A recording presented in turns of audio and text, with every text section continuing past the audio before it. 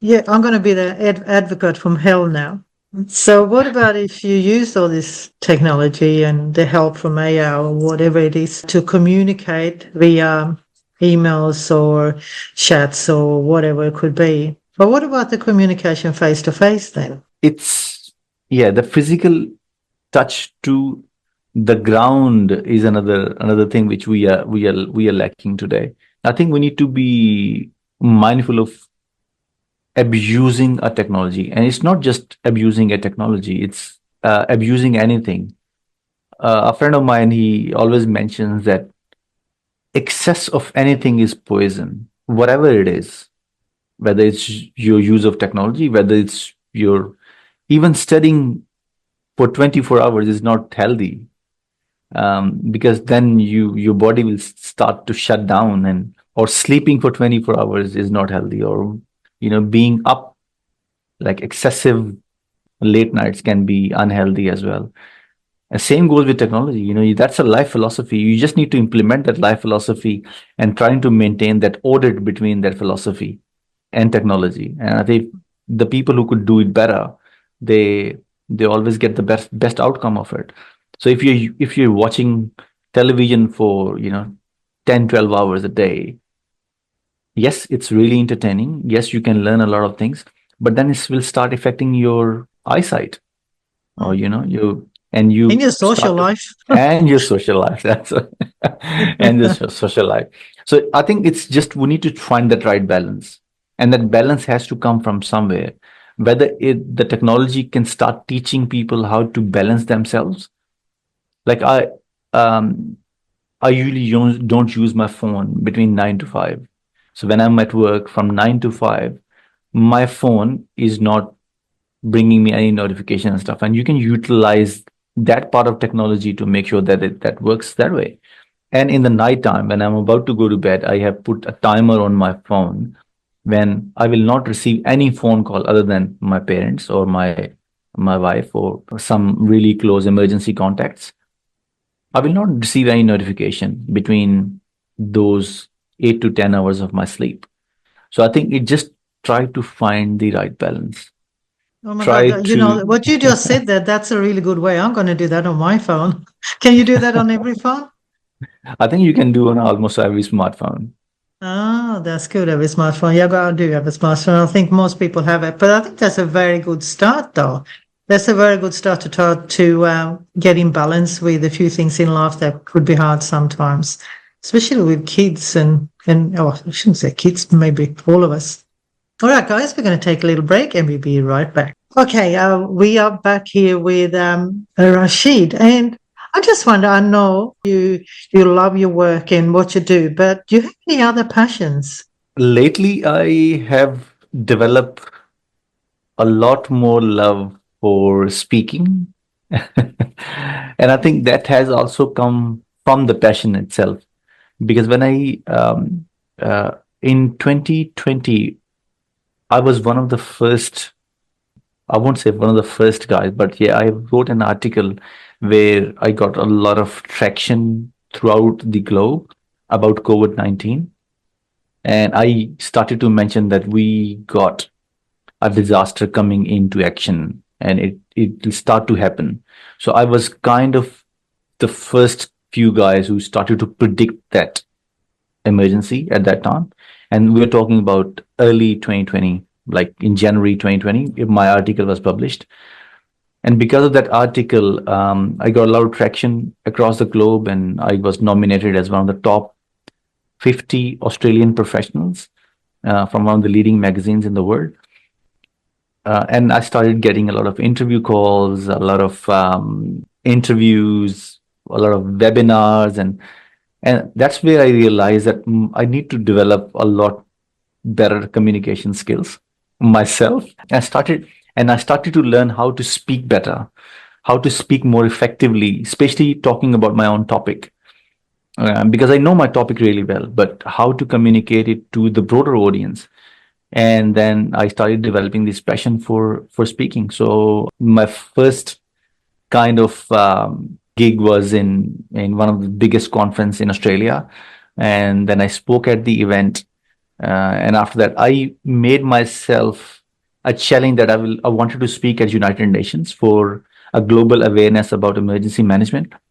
And within 2 years, I was able to achieve that. So I think that's the power of manifestation as well. I saw myself at the stage and I was at that stage within 2 years. But that didn't just come by itself. It came from a lot more learning. And I learned how to speak through some of the leading institutes in Australia. And my mentor is Sam Cawthorn in that space. I learned from him how to present properly and become a influential speaker, to make sure that people have got that awareness about emergency, because a lot of people don't understand emergencies until it happens, and we see emergencies day in, day out. I think it's very important for people to understand that emergency can be devastating. It can affect a lot of people, and especially with the things happening right now around the globe. We've got climate change, and it is going to affect immensely to a very large population. When I say a very large population, I think half this world's population will be directly affected by climate change. And if we don't understand those risks around disasters, people will be very, very vulnerable to those disasters.